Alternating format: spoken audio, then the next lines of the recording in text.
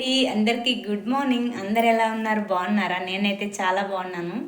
ఈరోజు ఒక పెళ్ళికి అటెండ్ అవుతున్నా, అందుకే రెడీ అయి ఉన్నా. మా వారు ఒక పెళ్ళికి వెళ్ళారు, నేను ఒక పెళ్ళికి వెళ్తున్నా. మా పిల్లలు మాత్రం నిద్రపోతూ ఉంటారు. దగ్గరే మళ్ళీ 1 అవర్లో వచ్చేస్తామని పిల్లల్ని కూడా లేపలేదు. ఇది నా పెళ్ళి రీక్రియేటరింగ్. ఇది నా పెళ్ళి చీర. విషయం ఏంటంటే, అప్పట్లో పెళ్ళి గురించి ఇన్ని నగలు, ఇన్ని ఫంక్షన్లు, హల్దీ అని, మెహందీ అని, రిసెప్షన్ అని, ముహూర్తం అని, అప్పట్లో అంత మైండ్ సెట్కి ఈ జ్ఞానం తెలియదు కాబట్టి నా పెళ్ళి అది ఏదో అలా జరిగిపోయింది.